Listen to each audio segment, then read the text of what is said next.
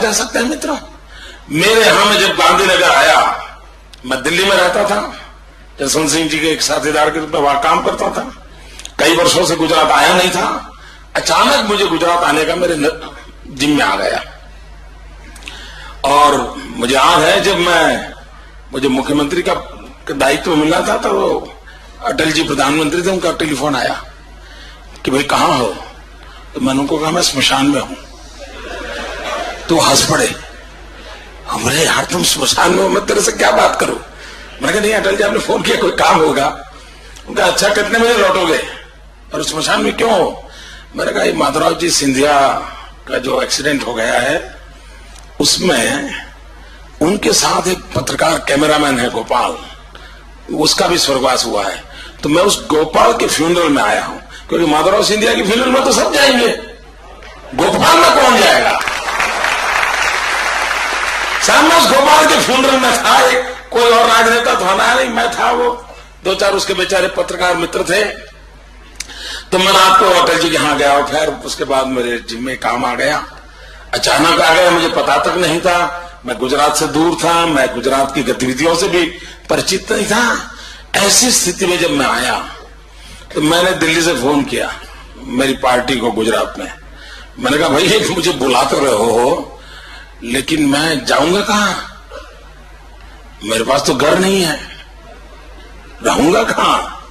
तो उनका आप चिंता मत कीजिए, हम सर्किट हाउस में कमरा बुक करा देते। तो मैंने उनसे कहा देखिए कमरा बुक कराइए, मैं एमएलए कुछ नहीं हूं, पूरा पैसा अगर सरकार लेती है तो कमरा बुक करना, और पूरा चार्ज दे करके मैंने कमरा बुक करवाया।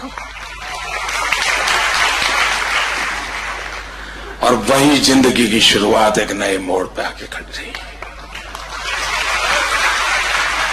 खैर कुछ दिनों सर्किट हाउस में कमरे में रहा, बाद में शपथ समारोह हुआ, तो सरकार ने एक क्वार्टर दे दिया, वहां चला गया रहने के लिए। लेकिन जब मैं वहां सर्किट हाउस में था, अभी शपथ होना बाकी था, जितने लोग मुझे मिलते थे वो कहते थे मोदी जी अब आप आए हो, चुनाव सामने है, ये कैसे चुनाव जीतोगे? एक काम कर दो, बोले कम से कम लोग गांव में शाम को जब खाना खाते हो ना उस समय बिजली मिले, इतना कर दो। मित्रों आपको जानकर के आश्चर्य होगा, गुजरात के अंदर उस समय शाम के समय भोजन के लिए बिजली उपलब्ध नहीं थी, अंधेरा रहता था। और लोग मुझे यही कहते साहब इतना कर दो। मित्रों मैं भी गांव से हूं, मैं भी गरीब परिवार से हूं, मुझे मालूम है परीक्षा के दिन होते थे और रात को बिजली चली जाती थी तो कितनी पीड़ा होती थी, उस पीड़ा को मैंने भुगता हुआ था। और मैंने तय किया कि मैं कुछ करूंगा। खैर मैं उस पर सोचने लगा। 2000 वो पहले जो साल थी उसमें तो कुछ कर नहीं पाया, लेकिन मैं जब चुन करके दोबारा आया तो मैंने अफसरों को बुलाया कि मैंने कहा भाई 24 घंटे बिजली देनी है। वो बड़ा इंटरेस्टिंग कॉरेस्पॉन्डेंस है, मेरी फाइलें देखने जैसी है। मेरी पूरी सरकार ने मना कर दिया, गुजरात में बिजली है नहीं, संभव ही नहीं है, 24 घंटे गांव में बिजली देना संभव नहीं है। रिटर्न 6 महीने तक फाइल इधर उधर चलती रही, मुख्यमंत्री चिपता रहा, अगर भाई कुछ करो। आखिरकार मैंने फैसला किया मैं करूंगा। टेक्निकल सॉल्यूशन भगवान ने मुझे सुझाया और 1000 दिन के अंदर, मित्रों 1000 दिन के अंदर गुजरात में ज्योतिग्राम योजना के तहत 24 घंटे 3 फेज अनइंटरप्टेड पावर आज उपलब्ध है।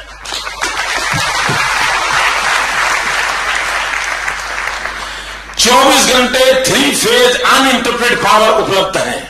मित्रों ये 1000 दिन में 24 घंटे बिजली कैसे मिली? मैं सिर्फ ये बातें इसलिए बताना चाहता हूं कि आपको विश्वास हो कि देश बदला जा सकता है। वही मुलाजिम, वही इलेक्ट्रिसिटी कंपनियां, वही फाइल, वही दफ्तर, वही तरीके, सब कुछ वही।